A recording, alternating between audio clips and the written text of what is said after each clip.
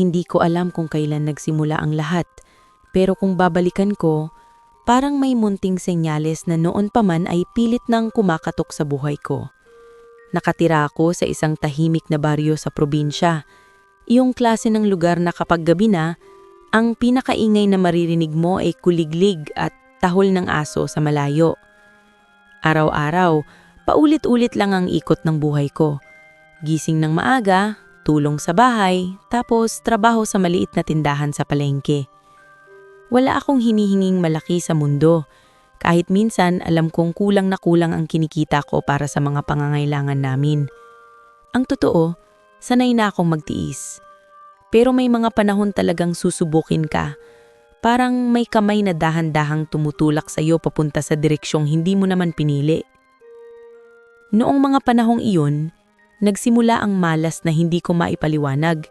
Hindi ito yung simpleng natapilok o natapon ng ulam, ibang klase.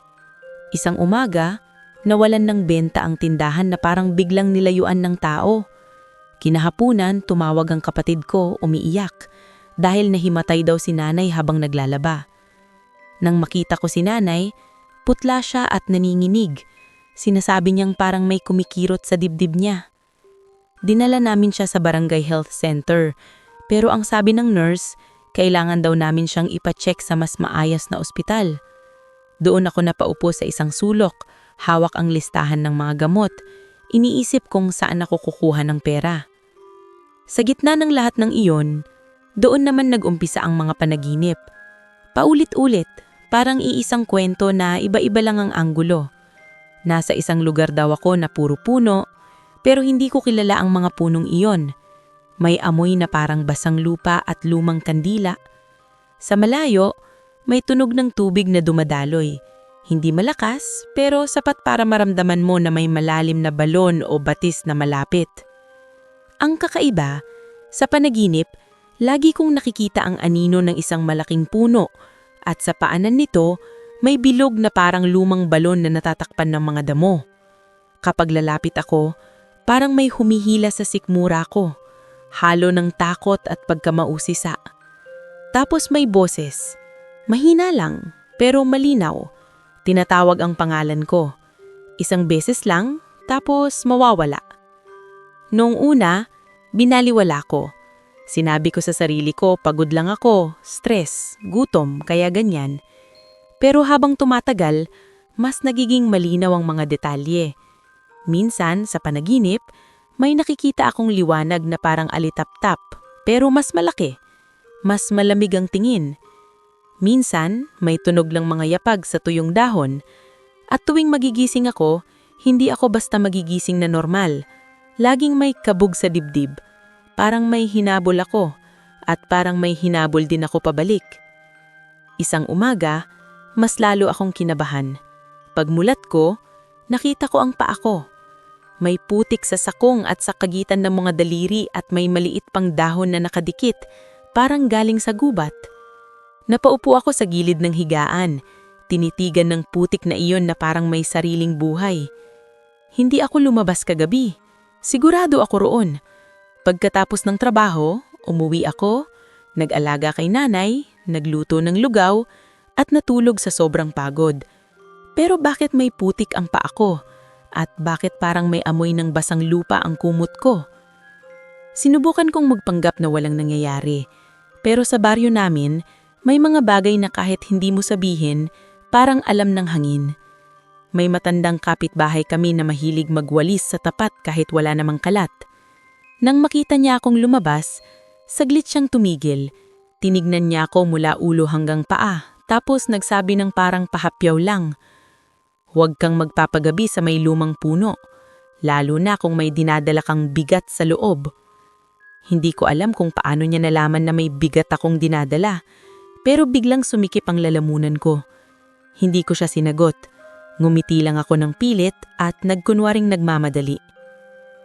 Habang naglalakad ako papunta sa palengke, napadaan ako sa maliit na kalsadang tanaw ang isang bahagi ng damahan sa dulo. Doon, sa malayo, natanaw ko ang punong matagal nang sinasabing iniiwasan. Malaki, makapalang ugat, at parang mas madilim ang paligid nito kahit tirik ang araw. May lumang balon daw doon, sabi ng mga matatanda at matagal nang walang lumalapit kasi may bantay. Noon, natatawa lang ako sa ganoong kwento. Pero ngayon, habang nakatitig ako roon, parang may pamilyar na kirot sa sikmura ko. Parang iyon ang lugar na paulit-ulit kong napupuntahan sa panaginip. Hindi ko pa rin masabi kung totoo ba ang lahat o naglalaro lang ang isip ko sa takot at pagod. Pero noong araw na iyon, bago ako tuluyang tumalikod, may narinig ako. Isang mahinang tawag, hindi mula sa taong dumadaan, hindi mula sa tindahan, kundi parang mismo sa hangin. Isang beses lang, binigkas ang pangalan ko, at sa sandaling iyon, alam kong hindi na ito simpleng panaginip lang. May sumusunod na sa akin, at dahan-dahang inilalapit sa bagay na matagal ko nang iniiwasan kahit hindi ko alam kung bakit. Kinagabihan, pilit kong inagahan ng uwi. Ayokong abutan ng dilim sa daan, lalo na't pakiramdam ko may matang nakasunod sa bawat galaw ko. Habang kumakain si nanay ng lugaw, pilit kong pinakalma ang boses ko. Tinatanong siya kung kumusta ang dibdib niya, kung humuhupa ba ang hilo. Ngumiti siya ng mahina, pero halata sa mata niyang may takot din. Yung takot na hindi niya masabi dahil ayaw niyang dagdagan ng bigat ko. Nang makatulog siya, umupo ako sa may bintana at pinagmasdan ng labas. Tahimik ang baryo pero sa katahimikang iyon, parang mas lumalakas ang kabog ng dibdib ko. Hindi ko namalayan, lumalim ang gabi. May biglang kumulog sa malayo, tapos bumuhos ang ulan na parang galit.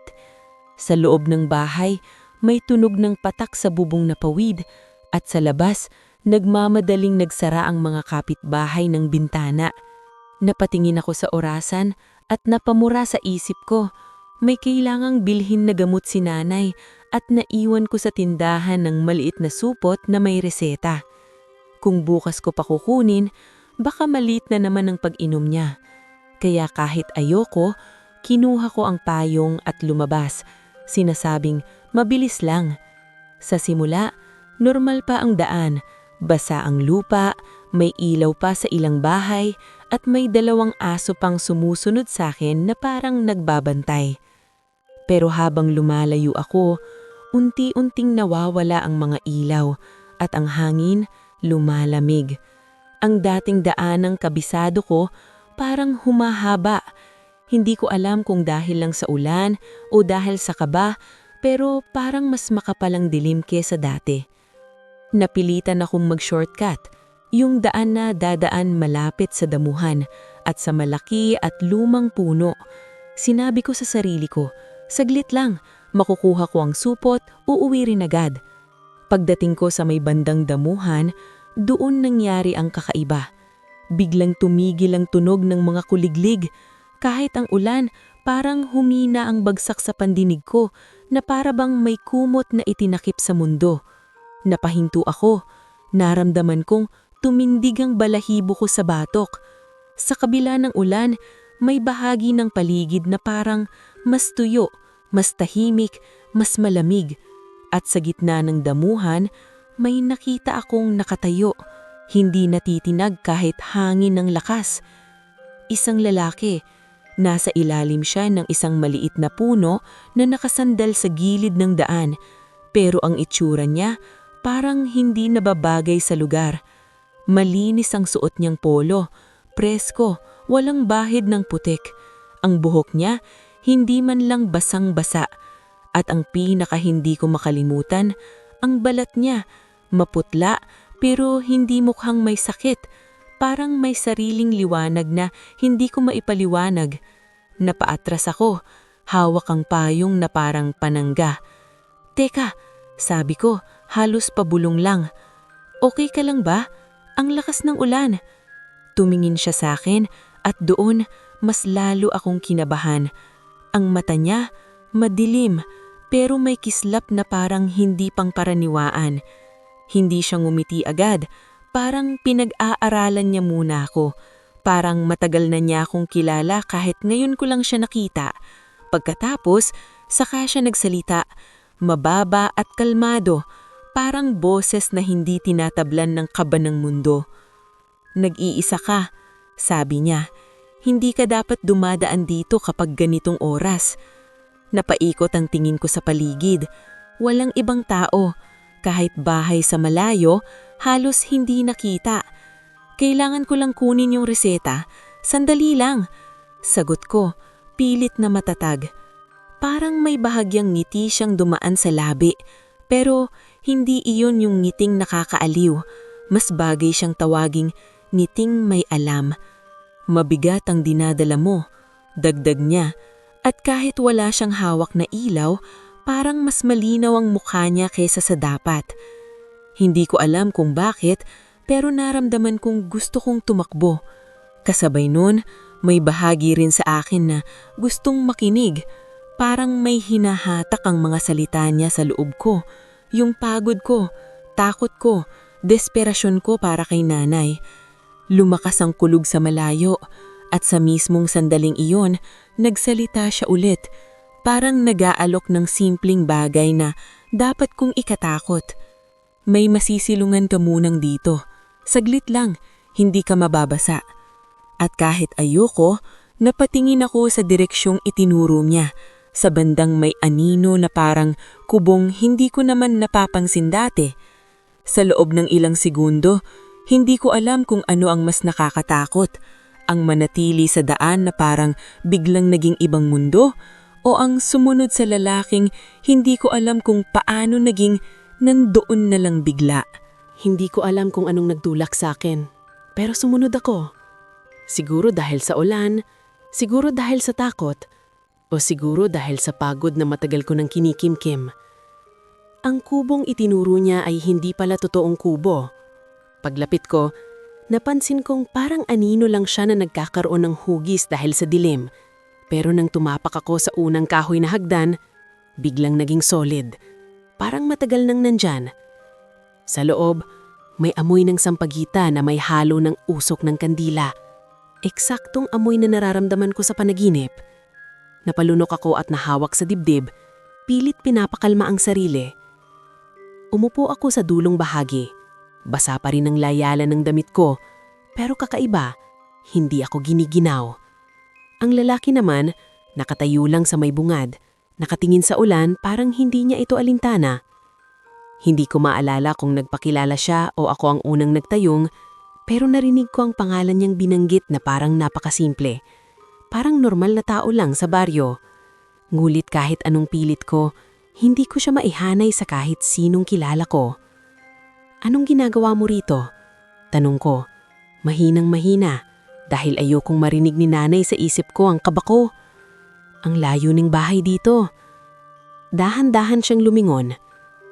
"May mga lugar na hindi bahay ang tawag," sagot niya, at nang sabihin niya iyon, parang may bahagyang pag-ikot ang hangin sa loob. May mga lugar na bantay at may mga taong dumadaan kahit hindi nila alam kung saan sila pupunta.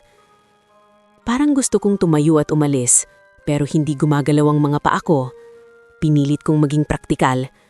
"Kailangan ko lang kunin yung reseta." Ulit ko, "May sakit si nanay. Wala akong ibang magawa." Doon siya unang lumapit. Hindi siya nagmamadali pero bawat hakbang niya parang umuugong sa tenga ko kahit kahoy lang ang sahig.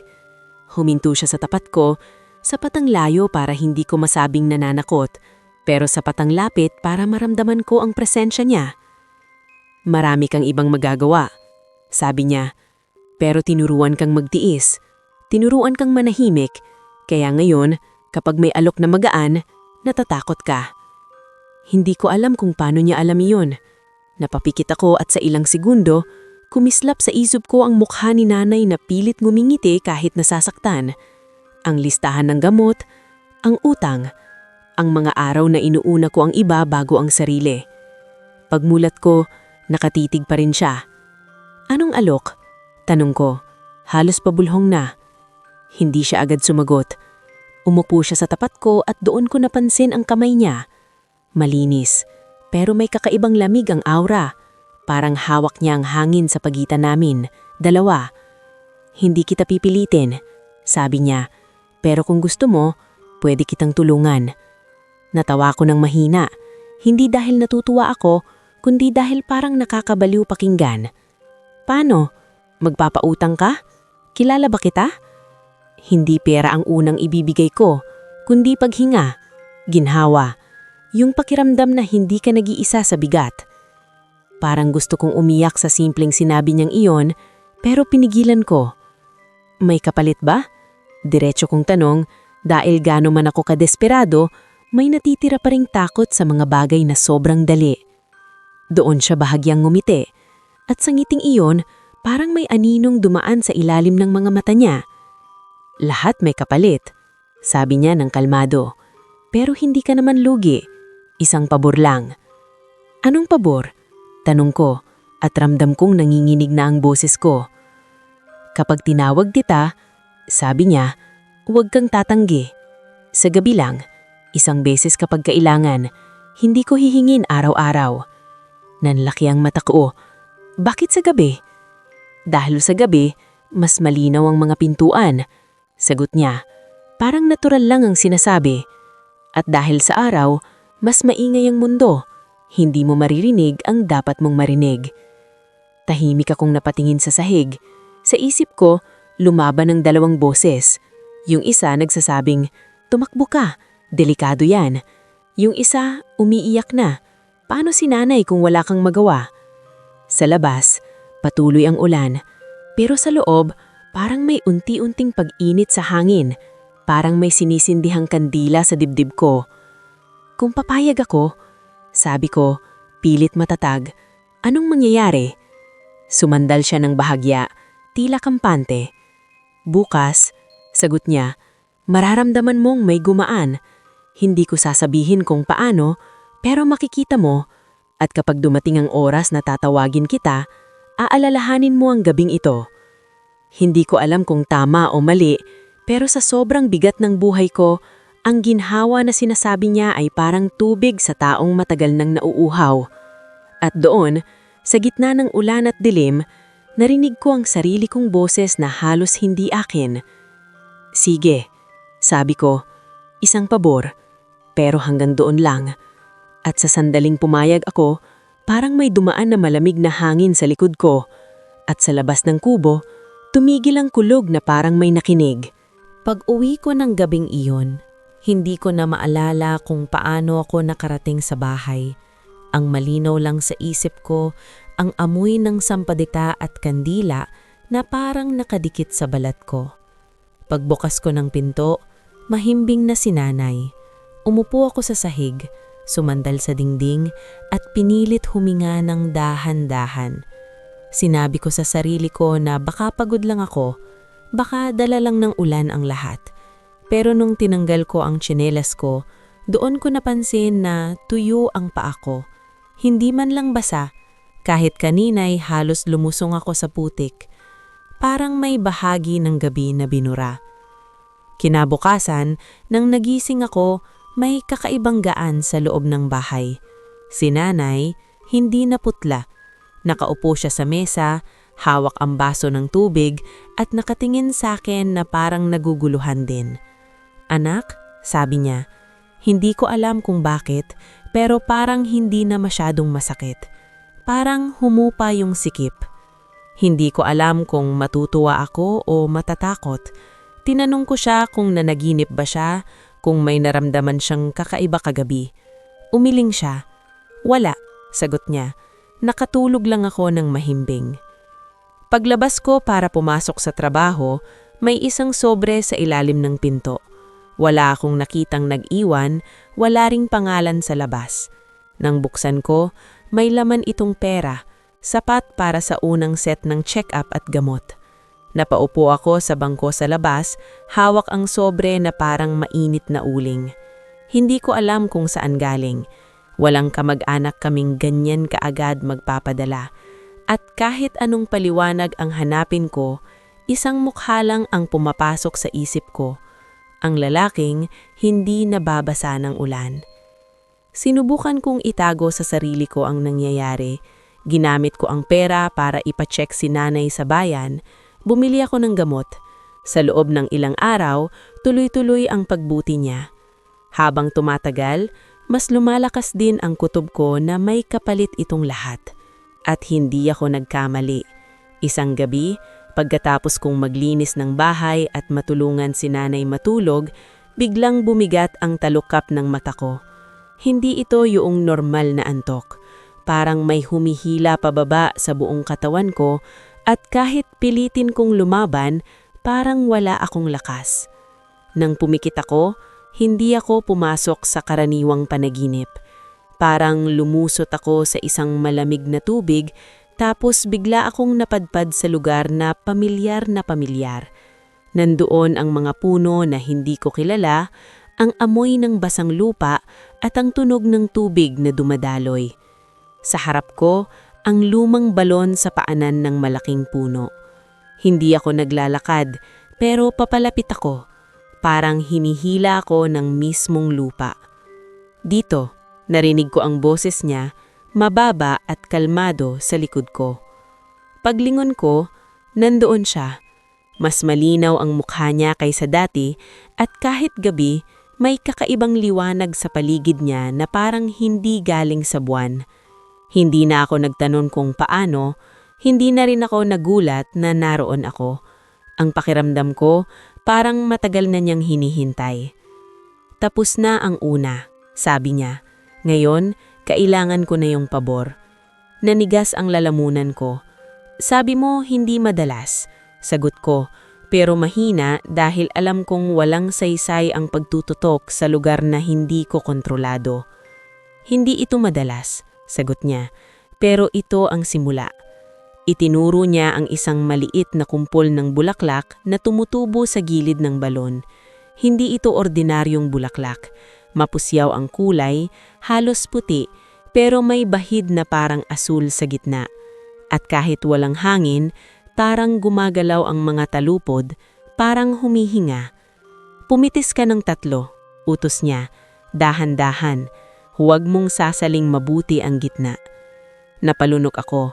Sa isip ko, gusto kong tumanggi, pero naalala ko ang pera, ang paghinga ni nanay, ang ginhawang matagal ko nang ipinagdarasal. Lumapit ako sa bulaklak nang hinginig ang kamay ko. Nang pinitis ko ang una, parang may dumaan na kuryente sa daliri ko. Hindi masakit, pero nanlamig ang buong braso ko. Nang pinitis ko ang pangalawa at pangatlo, parang mas humigpit ang hangin sa paligid. Parang may mga matang nakatingin mula sa mga puno. Pagbalik ko sa kanya, kinuha niya ang mga bulaklak at inilagay sa palad ko ulit. Ikaw ang maglalagay, sabi niya. Saan? Tanong ko. Sa pinto ng bahay ni Lorna.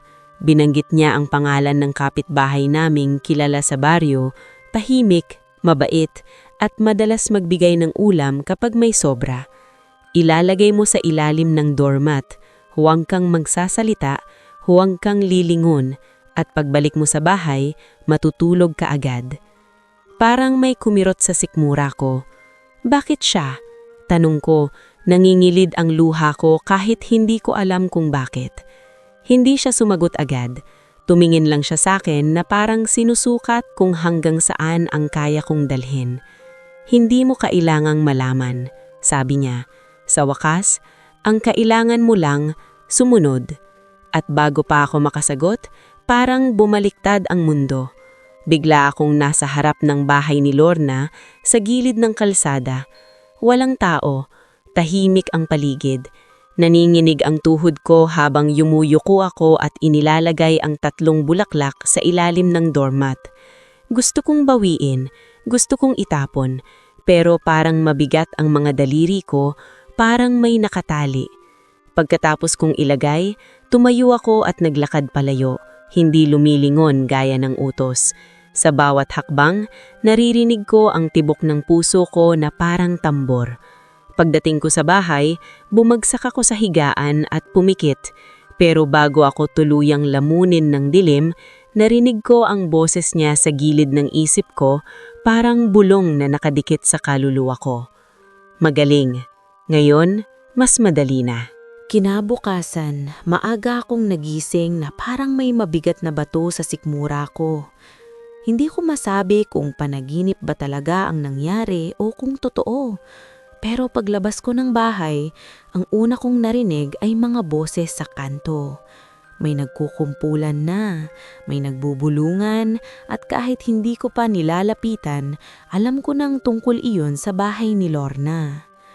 Bumilis ang tibok ng puso ko habang papalapit ako. Pilit na normal ang lakad, pilit na hindi halata ang kaba.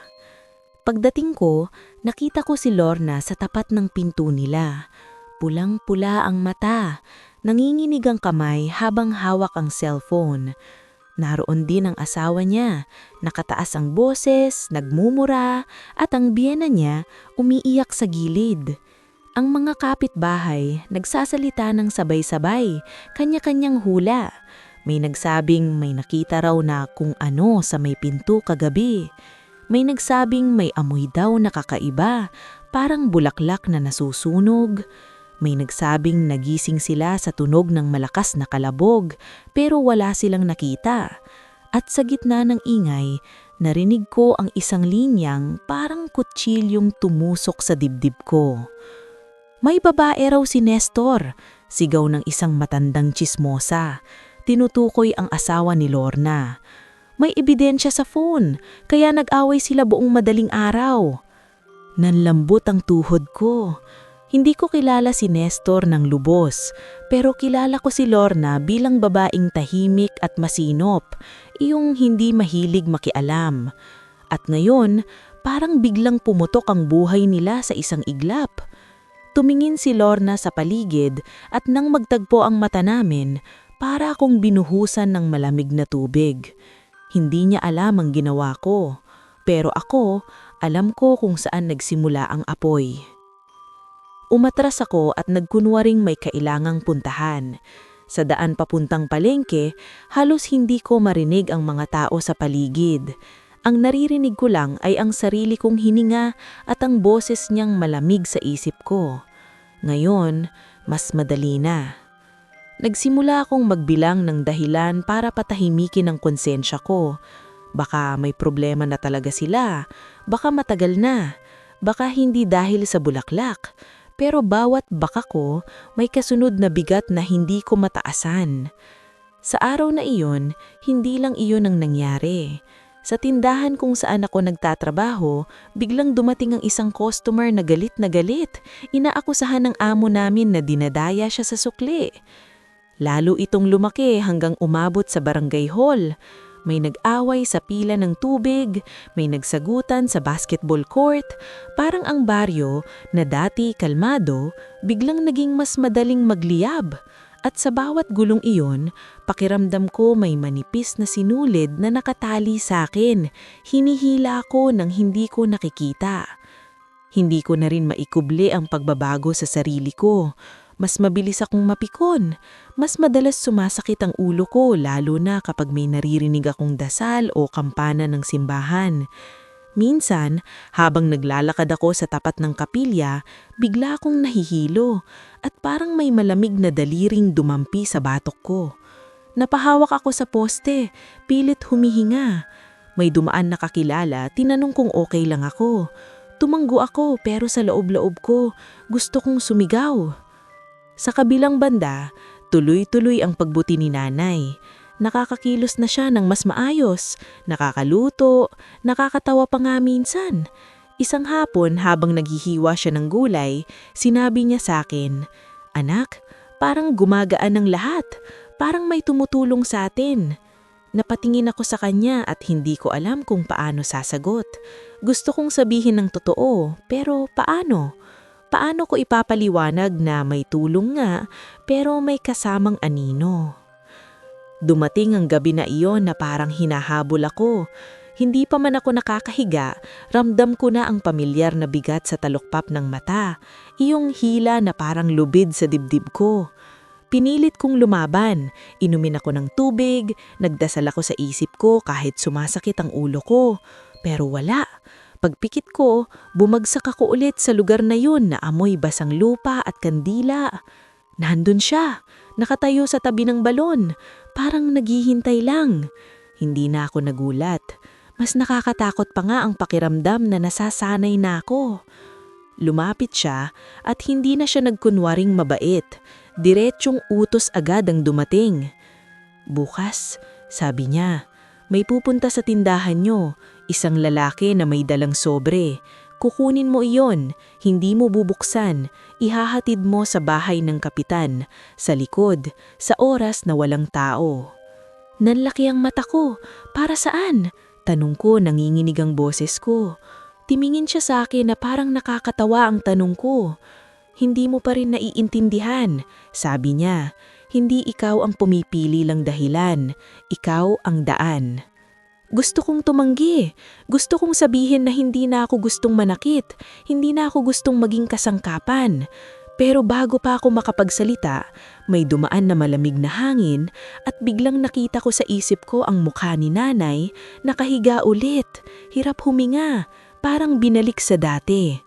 Parang bawala, parang paalala kung sino ang hawak niya.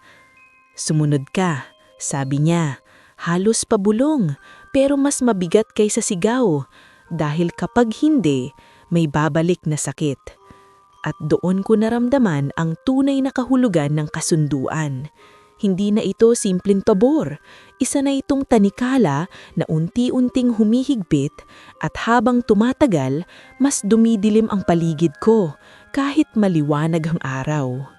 Kinabukasan, nangyari ang sinabi niya na parang nakasulat na sa hangin. Bandang tanghali, may lalaking dumating sa tindahan, nakakap at nakayuko, parang ayaw makilala. Umorder siya ng tubig, tapos nag-iwan ng sobre sa counter na parang sinadyang hindi mapansin ng iba. Nang makita ko ang sobre, nanlamig na ang palad ko. Hindi ko ito hinawakan agad, tinitigan ko lang habang naririnig ko sa likod ng isip ko ang boses na walang emosyon, paalala ng utos. Nang umalis ang lalaki, saka ko dahan-dahang kinuha ang sobre at itinago sa ilalim ng kahon ng biskwit. Pilit na normal ang mukha ko, kahit nanginginig ang loob ko. Buong hapon, parang may buhol sa lalamunan ko. Hindi ko mabuksan ang sobre. Hindi rin ako mapakali. Nang magsara ang tindahan, nagdahilan ako sa amo na mauuna na ako. May aasikasuhin daw sa bahay. Ang totoo, mas lalo akong natakot sa sandaling iyon na ako na lang ang mag-isa sa daan, dala ang sobre na hindi ko alam kung anong laman. Pagdating sa likod ng bahay ng kapitan, halos madilim na ang paligid at ang mga aso, tahol ng tahol na parang may nakikitang hindi ko nakikita. Inilagay ko ang sobre sa lugar na sinabi niya, sa ilalim ng isang lumang paso, tapos umalis ako na parang magnanakaw.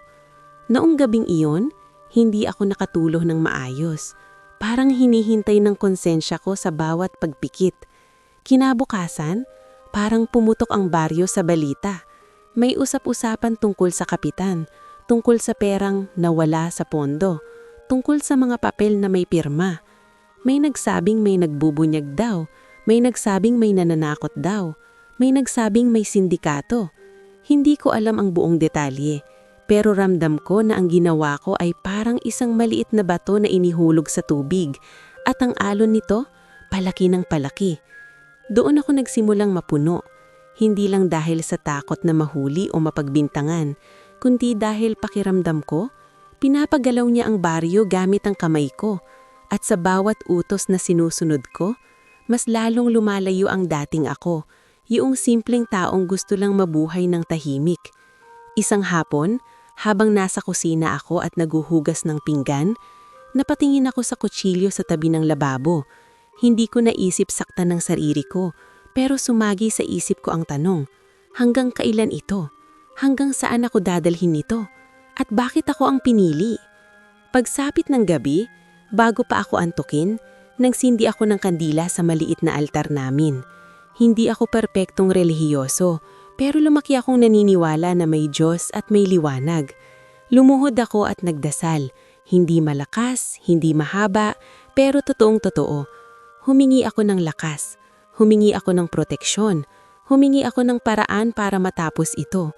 Pero habang nagdadasal ako, biglang sumakit ang ulo ko, parang may humihigpit sa sintido ko.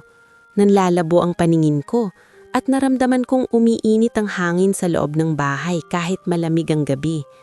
Doon ko narinig ang boses niya, hindi sa panaginip, kundi parang nasa mismong sulok ng kwarto, kahalo ng dilim.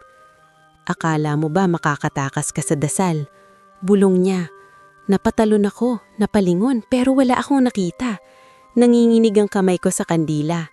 Tama na, nasabi ko, halos may iyak. Ayoko na. Sabi mo isang pabor lang. Sabi mo hindi madalas. Pero bakit parang ako na yung ginagamit mo sa lahat? Tumawa siya ng mahina. At sa tunog na iyon, parang may dalawang tinig na nagsabay. Alam kong hindi tao ang kausap ko. Ngayon mo lang naramdaman, sagot niya. Noong tinanggap mo ang ginhawa, di ba mo naisip na may magbabantay sa bayad? Hindi ako papayag na manakit, sagot ko. Mas matigas na ang boses ko kahit nanginginig pa rin. Hindi ako magiging kasangkapan. Biglang bumigat ang paligid, parang may malaking aniw na tumabon sa liwanag ng kandila. At doon, sa harap ko, hindi sa panaginip, kundi sa mismong sala, unti-unting lumitaw ang aniw niya. Hindi na siya kasing normal ng una kong nakita. Ang balat niya, maputla pa rin, pero parang may kislap na malamig. Ang mga mata niya, hindi lang madilim, may munting liwanag sa gitna na parang kimikislap kapag gumagalaw siya. Ang aniw niya sa dingding, hindi tugma sa katawan niya. Mas mahaba, mas matulis, at parang may mga bahagi na hindi dapat naroroon. Hindi mo kailangang manakit, sabi niya. Lumalapit ng dahan-dahan. Sumunod ka lang. Ang sakit, kusang sumusunod sa utos. Napaatras ako, halos mabangga ang mesa. Bakit ako? Tanong ko. Galit na ngayon, hindi lang takot. Bakit hindi ikaw mismo ang gumawa nun? Huminto siya, at sa unang pagkakataon, nakita ko ang tunay na lamig sa mukha niya. Ang lamig ng nilalang na hindi sanay tanungin. Dahil hindi ako pwedeng makita ng mga taong ganyan, sagot niya. Kailangan ko ng kamay na may hininga. Kailangan ko ng taong marunong magpanggap na normal. Kailangan ko ng daan papasok sa mundo niyo. Nanlaki ang mata ko. Para saan? Tanong ko ulit, pero mas mabigat na ang kahulugan.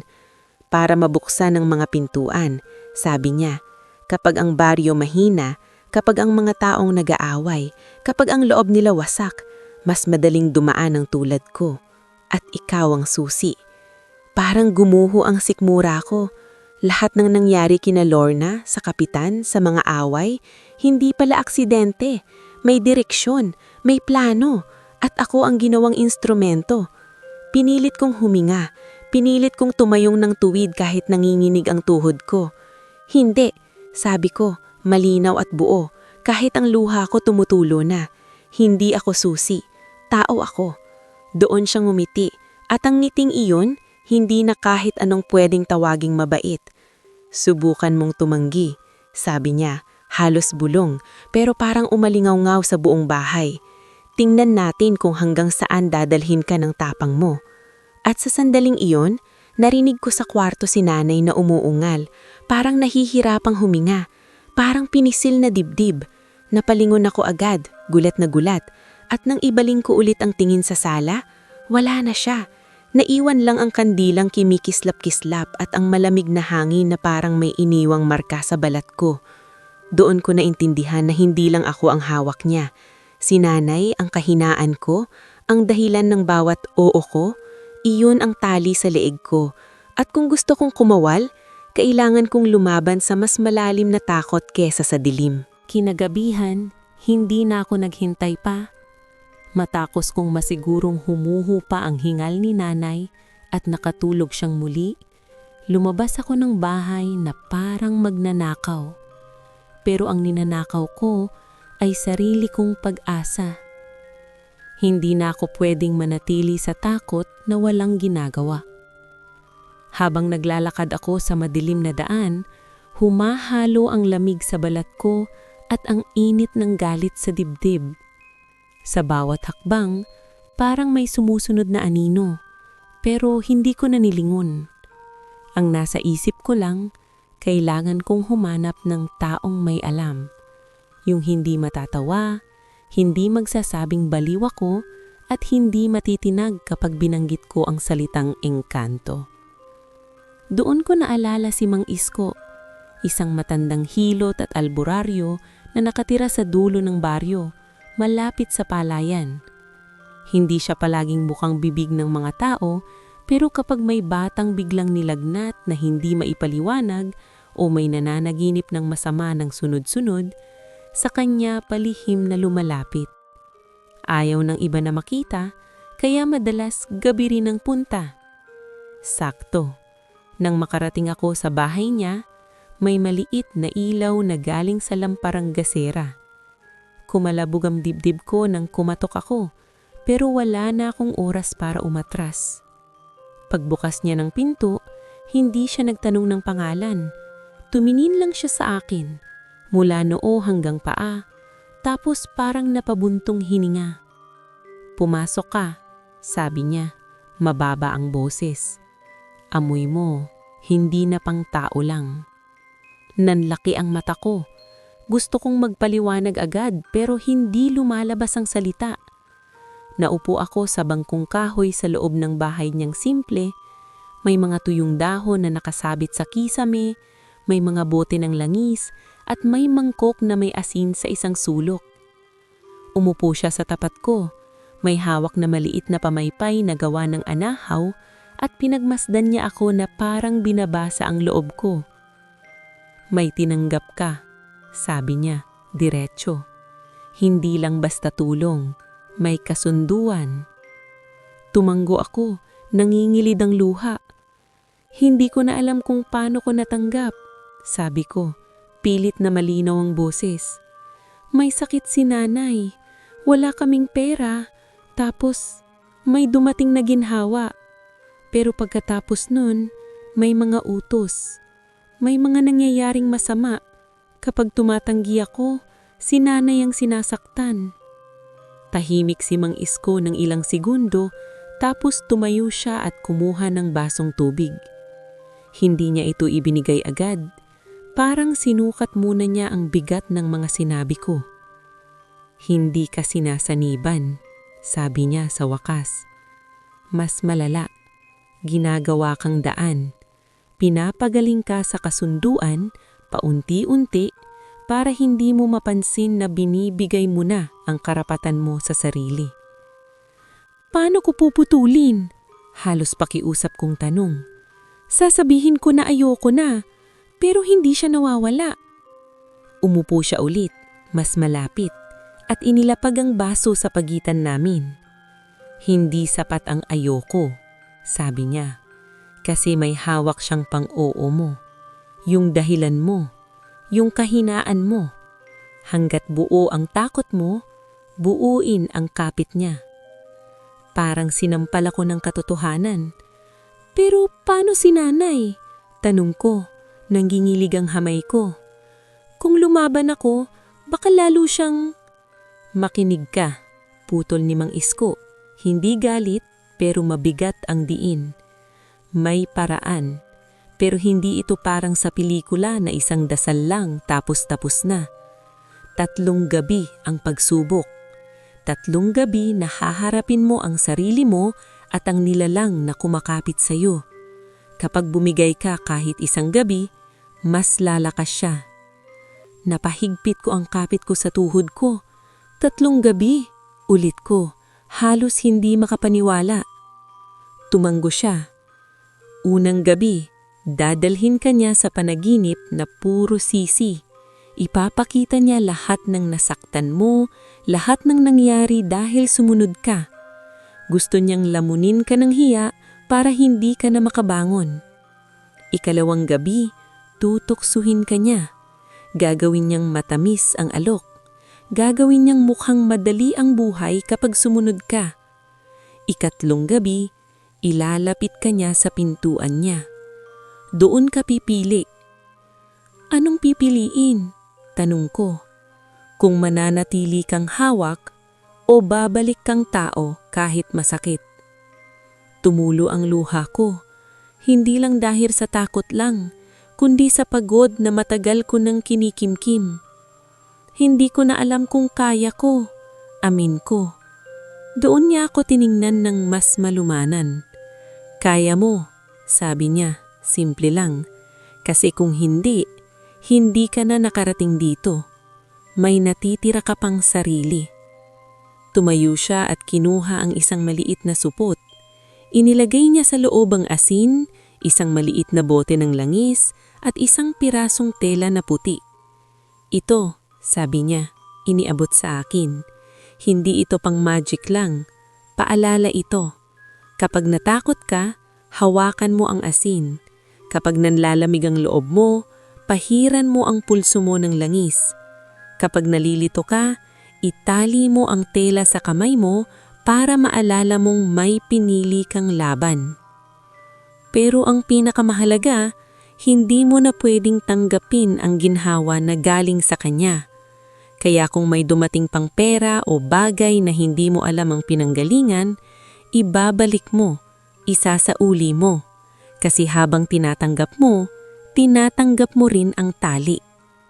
Napapikit ako ng maliit. Napapikit ako, huminga ng malalim. Sa labas, humahampas ang hangin sa dingding ng bahay ni Mang Isko. At sa loob, parang unang beses kong naramdaman na hindi ako nag-iisa. Pero alam ko rin, pag uwi ko, mas lalo akong susubukin. At sa unang pagkakataon mula nang nagsimula ito, may malinaw na direksyon ng takot ko. Hindi na lang ako tatakbo. Lalaban ako, kahit nanginginig. Pag-uwi ko, hindi ko sinabi kay nanay ang lahat. Hindi dahil sa pagtatago, kundi dahil ayokong dagdagan ng takot niya. Pinainom ko siya ng gamot, tinakpan ng kumot, at hinawakan ko ang kamay niya ng mas matagal kaysa dati. Tahimik siyang nakatingin sa akin, parang may gustong itanong pero hindi na siya nagsalita. Nang makatulog siya, inilagay ko sa ilalim ng unan ko ang supot na bigay ni Mang Isko. Ang asin, ang langis, ang puting tela. Parang maluliit na bagay lang pero sa gabing iyon ang tanging hawak ko laban sa hindi ko nakikita.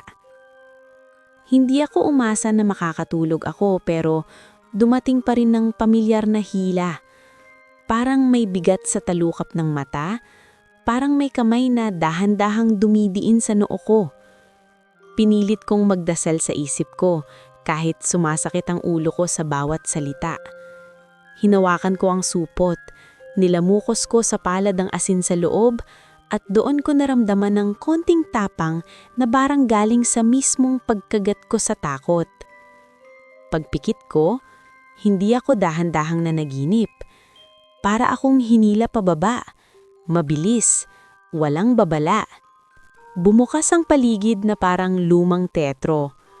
Nasa gitna ako ng baryo, pero hindi ito yung baryong kilala ko.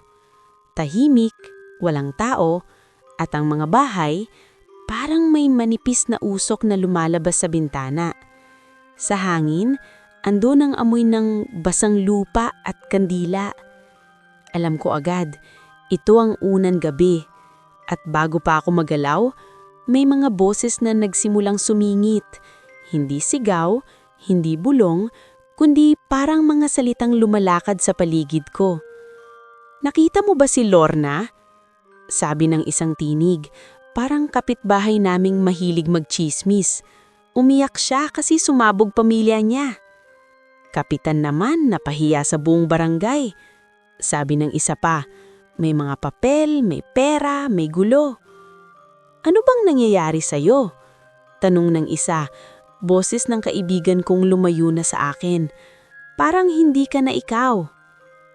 Huminga ako ng malalim pero hindi ako makahinga ng buo.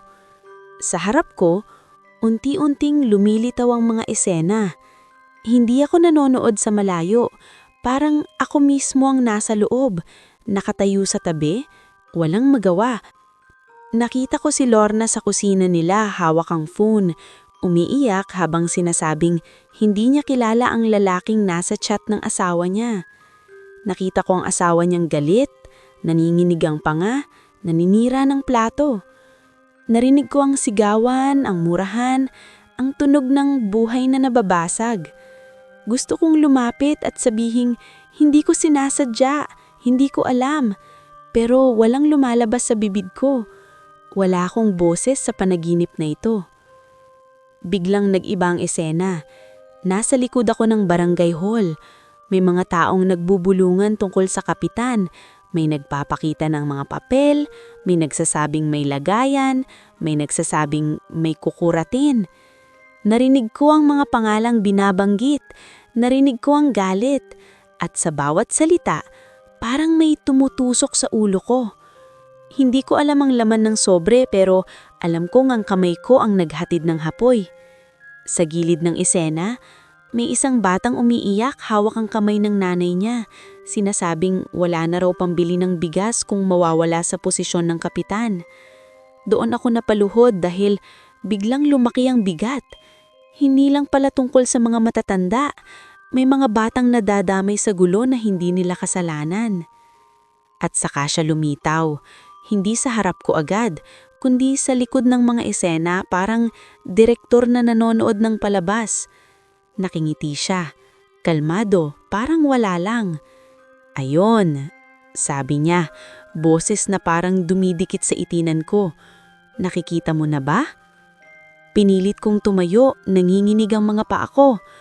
Tama na, sabi ko, at dito nagkaroon ako ng boses. Sabi ni Mang Isko, ito yung unang pagsubok. Ipapakita mo yung mga nasaktan para lamunin ako ng hiya. Tumawa siya ng mahina. Sabi niya, hindi ko kailangang lamunin ka kasi kahit hindi mo sinasadya, pumayag ka. At ang pumayag, may pananagutan. Naramdaman kong bumigat ang dibdib ko. Parang gusto kong magpakawala ng sigaw pero pinigilan ko. Hinawakan ko ang supot sa kamay ko. Kahit panaginip, naandoon pa rin ang pakiramdam ng asin sa palad ko. Oo, sabi ko, nangingililid ang luha. Oo, may pananagutan ako, pero hindi ibig sabihin nun, ikaw na ang may karapatan sa akin. Lumapit siya, at nang lumapit siya, tumahimik ang lahat ng eksena. Parang pinatay ang tunog ng mundo. Nakikita mo na ba dahil sa akin gumaan ang buhay mo? Tanong niya, halos mahinahon. Nakakahinga na ang nanay mo, may gamot, may pera. Kung wala ako, ano ka ngayon? Sumakit ang ulo ko parang may pinupusil sa sentido. Doon ko naintindihan ng laro. Hindi lang ito takot. Ito ay pagdudurog sa loob ko hanggang maniwala kong wala akong ibang pagpipilian. Umiling ako kahit nanginginig. Sabi ko, kung may kapalit na ibang tao ang masaktan, hindi yun ginhawa. Panlilin lang yon. Biglang nag-iba ang paligid. Nasa loob ako ng isang kwarto na madilim at sa sahig, parang may mga kamay na umaabot. Hindi para hawakan ako kundi para ipakita ang mga mukha ng mga taong nasaktan. Naandoon si Lorna, naandoon ang batang umiiyak, naandoon ang mga kapitbahay na nag-aaway. Parang sinasabi nilang lahat, ikaw ang dahilan. Halos bumigay ang tuhod ko pero sa huling sandali, naalala ko ang sinabi ni Mang Isko, kapag bumigay ka sa hiya, mas lalakas siya. Kaya huminga ako ng malalim at sa pagitan ng luha at panginginig, sinabi ang unang bagay na hindi ko pa nasasabi ng buo. Patawad, bulong ko, hindi sa kanya, kundi sa mga mukha. Patawad, pero hindi ko na uulitin. At sa sandaling iyon, parang may pumutok na manipis na salamin sa hangin. Umalingawgang ang tawa niya, mas malamig. May isa ka pang gabi, sabi niya. Tingnan natin kung mananatili ang tapang mo kapag ginhawa na ang kapalit. Pagdilat ko, nasa kama na ako. Hingal na hingal ako. Basang-basa ang likod ko ng pawis. Hinawakan ko ang palad ko. Ramdam ko pa rin ang alat ng asin. At kahit pagod na pagod ako, may isang malinaw na bagay sa dibdib ko. Mas malinaw kaysa takot. Hindi ako tuluyang linamon ng hiya. Nakaligtas ako sa unang gabi, pero alam kong mas delikado ang susunod kasi hindi na siya mananakot lang, susubukin niya ang puso ko mismo. Maghapon akong parang may dalang bato sa dibdib. Kahit normal ang araw sa labas, sa loob ko, may kahul ng kaba na ayaw tumigil. Sinunod ko ang payo ni Mang Isko, kaya noong umaga, inisa-isa kong tingnan ang mga bagay na biglang dumating sa amin. Yung sobrang perang nasa sobre, yung mga bagong gamot na hindi ko maipaliwanag kung paano ko nabili ng walang utang, pati yung ilang pagkain na parang laging may sobra kahit alam kong sakto lang ang budget. Pinaghiwalay ko sila, inilagay sa isang kahon, at habang ginagawa ko iyon, parang may malamig na hangin na dumadaan sa batok ko, parang may nakatingin. Sa hapon, biglang may dumating na isa pang sobre sa ilalim ng pinto. Mas makapal, mas mabigat. Halos manginig ang tuhod ko sa inis. Parang pinapatunayan niyang kaya niyang ibuhos ang ginhawa sa paanan ko para madulas ako. Hindi ko binuksan. Inilagay ko rin sa kahon. Nanginginig ang kamay ko, pero pinilit kong maging matatag. Kung ito ang tali, ito rin ang dapat kong bitawan. Nang gabing iyon, mas maaga akong naghanda. Pinasuot ko kay nanay ang pinakakomportable niyang damit. Parang gusto kong ibalot siya sa init kahit hindi niya alam ang laban na pinapasok ko. Tinabihan ko siya, pinakinggan ng hininga niya, at nang makita kong mahimbing na siya, saka ako tumayo at isiniksik sa bulsa ko ang puting tela at ang maliit na bote ng langis. Sa pulso ko, pinahid ko ang langis, dahan-dahan habang pinipigilan ng panginginig. Sa isip ko, paulit-ulit kong sinasabi, hindi ako susuko, hindi ako bibili ng ginhawa kapalit ng iba. Dumating ang antok na parang bagyo. Hindi na ito simpleng pagod, parang may kamay na humihila sa akin papalubog. Nagdilim ang paningin ko, at nang pumikit ako, bumukas agad ang ibang mundo, mas maliwanag kaysa inaasahan ko. Nasa isang lugar ako na parang baryo pa rin, pero hindi na madilim. May araw, pero hindi mainit. May hangin, pero hindi malamig. May tunog ng ibon, pero parang malayo. At sa gitna ng lahat, nandoon siya, nakaupo sa ilalim ng puno, nakangiti na parang walang nangyari kahapon. Mukhang siyang tao, mas gwapo pa nga sa unang beses. Mas maaliwalas, mas pino ang galaw. Parang sinadyang tanggalin ng takot sa anyo niya para mas madali akong mahulog. Pagod ka na, sabi niya, malumanay, halos parang nag-aalala. Hindi ba't mas madali kung tatanggapin mo na lang? Hindi ko sinagot agad. Tumingin ako sa paligid at napansin kong may mga tao. Hindi sila mukhang multo, mukhang silang normal na kapitbahay. Pero tahimik, walang emosyon, parang mga tauhan lang. May batang naglalaro, may matandang umiinom ng kape, may babaeng naglalaban na nakangiti. At sa dulo, nakita ko si nanay, nakatayo, malakas, walang putla, nakatawa habang nagwawalis. Lumapit ako sa kanya, pero bawat hakbang ko, parang lumalayo siya. Nanay! Tawag ko. Lumapit ang engkanto sa tabi ko, parang kasabay ko. Hindi ba't ito ang gusto mo? Yung nanay mong okay? Yung bahay niyong hindi gutom? Yung buhay na hindi puro utang at kaba? Biglang nagbago ang paligid. Nasa loob ako ng bahay namin, pero hindi nasira ang dingding, hindi na tagpi-tagpi ang bubong. Maaliwalas, may ilaw, may bagong mesa, may ref. Sa lamesa, may ulam na marami. Nandoon ang kapatid ko, kumakain ng masaya, walang reklamo. Nandoon si nanay, mas malakas, mas bata ang ora. At sa isang sulok, may sobre-sobreng pera sa isang kahon, parang walang katapusan. Isang oo lang, sabi niya, nakatayo sa likod ko. Hindi na kita pahihirapan, hindi na kita hahabulin. Basta kapag tinawag kita, sasama ka, susunod ka. At kapalit nito, hindi na babalik ang sakit, hindi na babalik ang hirap. Namlamig ang dila ko. Ito na pala ang ikalawang gabi. Hindi takot ang pambangga, kundi pangarap. Yung mismong bagay na matagal kong ipinagdarasal, ginawang pain. Sumikip ang dibdib ko habang tinitignan ko si nanay na masaya sa harap ko. Gusto kong maniwala, gusto kong iyakapon ginhawang iyon at sabihing, sige, Tama na ang hirap. Pero sa ilalim ng magandang larawan, may maliit na bitak. Napansin kong hindi tumitingin sa akin si nanay. Nakangiti siya. Oo, pero parang hindi niya ako nakikita. Parang eksena lang ito na ginawa para sa akin. Parang palabas na may ginhawa pero walang kaluluwa. At sa lamesa, sa ilalim ng plato, may bakas ng mapuslaw na asul na kulay. Parang talupad ng bulaklak na ipinapakulintas niya noon. Doon ko naalala ang unang utos. Doon ko naalala ang sigawan kina Lorna. Doon ko naalala ang batang umiiyak. Kung tatanggapin ko ito, ilan pa ang masisira para manatiling magandang palabas? Huminga ako ng malalim at hinawakan ko ang pulso ko kung saan ko pinahid ang langis. Hindi ito totoo, sabi ko. Hindi sigaw, pero malinaw. Hindi ito ginhawa kung may kapalit na ibang tao. Hindi ito buhay kung kontrolado mo. Biglang tumahimik ang paligid. Nawala ang tunog ng ibon. Huminto ang mga taong parang tauhan. Dahan-dahang lumingon ng engkanto at sa mata niya may kislap ng inis na pilit tinatakpan ng ngiti.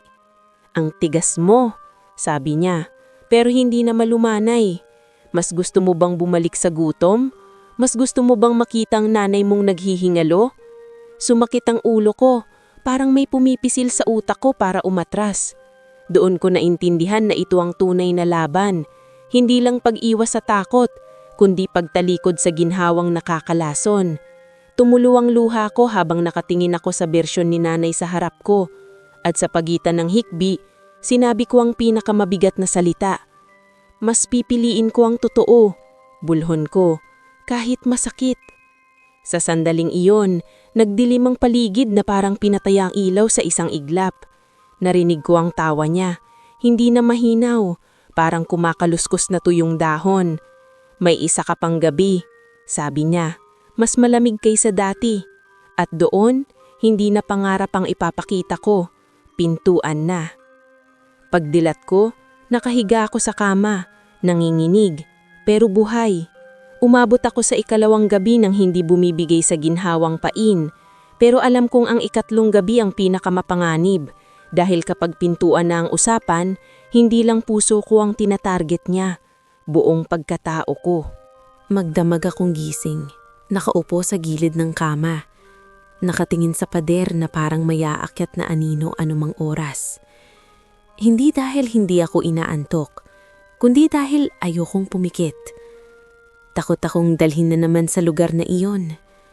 Takot akong ipakita sa akin ang pintuang sinasabi niya. Pero kahit anong pigil ko, alam kong darating pa rin. Kaya nang mag-umaga, hindi na ako nagpatumpik-tumpik. Kinuha ko ang kahon ng mga sobre at mga bagay na biglang dumating sa amin at dinala ko iyon sa bahay ni Mang Isko. Hindi na siya nagulat nang makita niya ako. Parang inaasahan niya na mas magiging mabigat ang ikatlong gabi. Pinaupo niya ako at binuksan namin ang kahon, isa-isa. May pera. May mga bagay na hindi ko maalala kung kailan ko nabili. May ilang papel na parang galing sa tindahan pero walang resibo. Tiningnan niya ako ng seryoso. Ito ang tali, sabi niya. Habang hawak mo to, hawak ka. Paano ko isasauli? Tanong ko. Hindi ko alam kung kanino. Hindi mo kailangang malaman kung kanino galing, sagot niya. Ang kailangan mo, ipakita mong hindi mo na tinatanggap. Ilalabas mo ito sa bahay nyo. Ilalayo mo sa ilalim ng bubong na tinitirhan ng nanay mo. Mamaya, bago magtakip silim, ilalagak mo sa may puno iyan na iniiwasan. Hindi para ibalik sa kanya, kundi para putulin ng daloy. Nanglaki ang mata ko. Sa puno? Ulit ko. Tumanggo siya. Oo. Pero hindi ka pupunta mag-isa. Kinuha niya ang puting tela at isang piraso pang mas makapal, parang panyo na may bahid ng langis. Ito ang ipupunas mo sa noo at leeg mo mamaya. Hindi ito pang arte, panggising ito. Para sa ikatlong gabi, hindi kanya basta-basta mabubulabog. Kailangan mong malinaw ang isip mo. Pag-uwi ko, sinunod ko ang lahat. Inilipat ko ang kahon sa labas ng bahay, sa maliit na bodega na hindi tinutulugan ni nanay. Hindi ko siya pinalabas. Sinabi kong magpahinga siya at wag muna siyang masyadong kikilos. Sa loob-loob ko, bawat hakbang ko ay parang pagputol ng hibla sa sarili kong dibdib. May parte sa akin na natatakot na baka kapag ginawa ko ito, bumalik ang sakit ni nanay. Pero may parte rin sa akin na pagod na maging bihag. Bago magtakip silim, lumabas ako kasama si Mang Isko.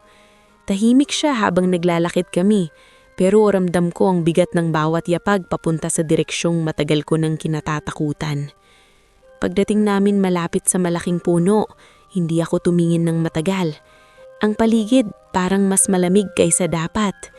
Walang kuliglig, walang ibon. Parang humihinga ang damuhan sa sarili nitong ritmo. Inilapag namin ng kahon sa may ugat ng puno, sa isang lugar na hindi kita mula sa daan. Hindi ko sinabi kahit isang salita. Sabi ni Mang Isko, wag daw akong magsasalita habang ginagawa iyon. Pero sa loob ng ulo ko, sumisigaw ang takot. Nagtatanong kung tama ba. Nang tumayo kami, biglang umihip ang hangin at parang may dumaan na mahinang halakhak sa mga dahon. Nanlamig ang batok ko. Inawakan ni Mang Isko ang balikat ko ng saglit, parang paalala na hindi ako nag-iisa. Pagbalik sa bahay, dumiretso akong naglinis ng sarili. Pinunasan ko ang noo at leeg ko ng tela na may langis gaya ng sinabi niya. Initali ko sa kamay ko ang puting tela. Inihanda ko ang asin sa ilalim ng unan at bago ako humiga, tiningnan ko si nanay. Nakaupo siya sa kama, nakangiting nahina. Anak, salamat ha. Ramdam ko yung pag-aalaga mo. Kahit pagod ka, hindi mo ako pinapabayaan. Nanginig ang labi ko. Gusto kong umamin, gusto kong sabihin na may panganib, na may nilalaban ako para sa kanya. Pero ngumiti lang ako at hinalikan ng noo niya. Magpahinga ka lang, sabi ko. Ako na. Nang gabi na, naramdaman ko ulit ang hila. Pero iba na, mas mabigat, mas buo. Parang hindi na lang panaginip ang gustong kunin sa akin, kundi mismong katawan ko. Pumikit ako at sa isang iglap, bumukas ang paligid parang pinto ang hinihila mula sa kadiliman. Nasa harap ako ng lumang balon, mas malinaw kaysa dati. Ang tubig sa loob, hindi ko makita ang ilalim, parang walang hanggan. Sa paligid, may mga punong nakayuko at ang hangin may dalang bulbol na hindi ko maintindihan. Nandoon siya, nakatayo sa kabilang gilid, nakangiti na parang nanalo. Eto na, sabi niya, ang pintuan. Sa likod niya may liwanag na hindi pang araw, hindi pang lampara, parang siwang sa hangin, parang punit sa mundo. At sa siwang na iyon, may mga aninong gumagalaw, hindi tao ang hugis, parang mga nilalang na naghihintay lang ng pagkakataon na makapasok. Nanlamig ang dugo ko, pero pinilit kong huminga. Ito na ang ikatlong gabi na sinasabi ni Mang Isko, dito ako pipili. Sumama ka, sabi ng engkanto, mas mababa ang boses, mas seryoso. Sa kabila, wala kang utang, wala kang takot, wala kang sakit na babalik. Dito habang lumalaban ka, unti-unti kang mauubos. Hinawakan ko ang tela sa kamay ko, ramdam ko ang hapdi ng takot, pero ramdam ko rin ang tibay ng pasyang nabuo sa 2 gabing nakalipas. Kung iyon ang kapalit, hindi yun buhay, kulungan yun. Biglang lumakas ang hangin at ang siwang sa likod niya parang lumapad. Narinig ko ang mga bulbol, mas malinaw, parang tinatawag ang pangalan ko sa iba't ibang tinig. Tumaas ang kilay niya na parang ngayon lang niyang naramdaman na hindi na ako basta-basta. Huli na, sabi niya, at sa unang pagkakataon nakita ko ang bahagyang iritasyon sa mukha niya. Tinanggap mo na, dumaan ka na, ang pintuan nabuksan mo na. Sumikip ang dibdib ko. Kung totoo iyon, ibig sabihin hindi lang ako ang nasa panganib, pati ang baryo, pati si nanay, pati lahat ng tao sa paligid. Doon ko naintindihan kung bakit kailangan kong umuwi sa responsibilidad. Kahit nanginginig, humakbang ako palapit, hindi para sumama, kundi para harangin. Kung ako ang susi, ako rin ang magsasara. At sa sandaling iyon, inilabas ko ang asin sa bulsa ko. isinaboy ko sa lupa sa pagitan namin. Hindi ito parang pelikula na may pagsabog, pero nang dumikit ang asin sa lupa, parang umalagwa ang hangin at ang mga bulbol bahagyang humina. Napaatras siya, hindi dahil nasaktan, kundi dahil nagulat. Doon ko naramdaman na may puwang pa pala, may pagkakataon pa. Pero hindi pa ito tapos. Sa likod ko narinig ko ang iyak ni nanay, hindi sa panaginip lang, kundi parang totoong-totoo, sumisiksik sa itinga ko. At sa pagitan ng pintuan at ng boses ni nanay, naramdaman ko ang pinakamalupit na pagsubok. Pipiliin ko ba ang pagliligtas sa sarili ko o pipiliin kong sumagal para sa lahat kahit masaktan ako? Hindi ko alam kung paano ko naitawid ang sarili ko sa gitna ng ingay na iyon. Yung iyak ni nanay, parang kutsilyong tumutusok sa bawat paghinga ko, pero pinilit kong tandaan na ito ang palitong ginagamit niya. Takot, pagmamadali, pagpapapanik. Kaya sa kabila ng panginginig, ipinikit ko ang mata ko saglit at inalala ang boses ni Mang Isko na huwag magpapadala sa sindak kasi doon siya lalakas. Nang idilat ko ulit, mas malinaw ang harap ko. Nandoon pa rin ang balon, nandoon ang siwang sa hangin at sa loob ng siwang may mga aninong kumikibot na parang gustong lumusot sa mundo ko. Humakbang ako palapit sa pagitan namin ng engkanto, hindi para hamunin siya ng yabang, kundi para ilapit ang sarili ko sa mismong pinanggagalingan ng pagbukas.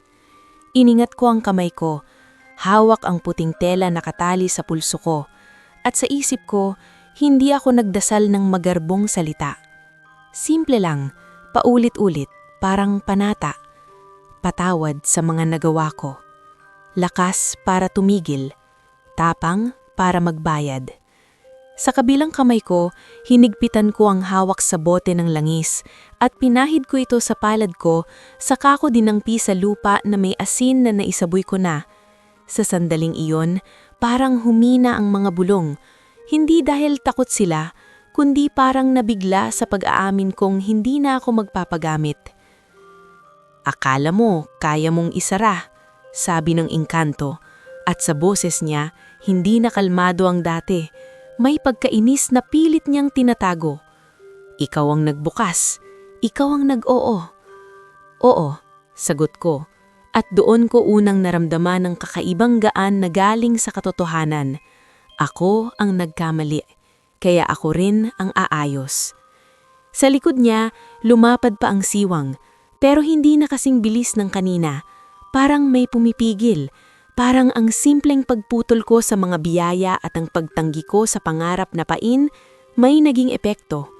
Kinuha ko ang natitirang asin at inisa-isa kong ikinorte sa lupa ang isang bilog, paikot sa balon, dahan-dahan, walang pagmamadali, kahit nanginginig ang daliri ko. Habang ginagawa ko iyon, naramdaman kong bawat butil ng asin ay parang marka ng desisyon na hindi na ako tatakbo sa ginhawa kung may kapalit na kasiraan. Biglang lumakas ang hangin, bumilis ang galaw ng mga anino sa loob ng siwang. May isa na halos lumusot, parang mahabang kamay na itim, pero nang dumikit iyon sa hangin malapit sa bilog na asin, parang umurong. Hindi sumabog, hindi nagliyab, umurong lang, na para bang nabigla sa hangganan. Doon ko naintindihan na hindi ko kailangang maging mas malakas kaysa sa kanya. Kailangan ko lang pumili at magtagda ng hangganan na hindi ko na binabasag. Kapag tinuloy mo yan, sabi niya, mas mababa ang boses, mas mabigat. Babayaran mo ang nawala. Hindi mo na mababalik ang ginhawang ibinigay ko. Hindi ko kailangan ng ginhawang galing sa kasinungalingan, sagot ko. Mas pipiliin ko ang hirap na malinis. At sa sandaling iyon, tumigil ang iyak ni nanay sa tenga ko. Parang naputol ang palawas, naiwan ang tahimik na hangin at ang tunog ng tubig sa balon. Tumingin ako sa engkanto at ngayon ko lang napansin na ang anino niya ay mas nagiging malinaw sa di pagtugma, mas humahaba, mas hindi tao. Hindi na niya kayang magpanggap ng buo kapag hindi na ako natatakot. Hindi pa rin tapos, sabi niya, pero may bahid ng pag-atras. May bakas ka na. Kahit umalis ako, May marka. Alam ko, sagot ko, at dadalhin ko yun pero hindi bilang tangkila, bilang aral. Humakbang siya palayo at habang umaatras siya, unti-unting kumitid ang siwang, hindi biglaan, parang sugat na dahan-dahang nagsasara. Ang mga anino sa loob, nag-ingay sa bulong, pero palayo, palabo, hanggang sa ang natitira na lang ay malamig na hangin na unti-unting nawawala. Sa huli, ang liwanag na hindi pang mundo ay naging manipis na guhit, tapos naglaho na parang hindi kailanman nagbukas. Pag-ilat ko, nasa bahay na ako. Totoo ang mundo, amoy pawis at lumang kumot, hindi kandila at basang lupa. Nasa tabi ko ang supot na halos nalukot sa higpit ng hawak ko. At sa kabilang kwarto, narinig ko ang sinanay na humihinga ng maayos. Mahina lang pero tuloy-tuloy. Pumasok ako agad sa kwarto niya. Gising siya, nakaupo pero hindi siya nanghihingalo. Tinitigan niya ako na parang may nabasa sa mukha ko. "Anak," sabi niya, "nanaginip ako. Parang may malamig na dumaan tapos biglang gumaan." Hindi ko na napigilan ang luha ko. Umupo ako sa tabi niya at hinawakan ko ang kamay niya ng mahigpit. "Okay na," bulong ko. Kahit hindi ko pa alam kung gaano katagal ang okay, hindi na tayo magpapagamit. Kinabukasan, hindi na ako hinila ng antok na parang lubik. Pero hindi ibig sabihin na bumalik agad ang lahat sa dati. May mga tao pa ring galit sa isa't isa. May mga nasirang tuwala na kailangan ng panahon. Kaya sinimulan ko ang pagbabayad sa paraang kaya ko. Kinausap ko si Lorna, hindi ko sinabi ang tungkol sa engkanto, pero humingi ako ng tawad sa mga pagkakataong naging bahagi ako ng gulo sa baryo. Kinausap ko rin ang amo ko, humingi ng pahinga para asikasuhin si nanay at ang sarili ko. Hindi na ako hinabol ang pera na dumarating ng walang paliwanag.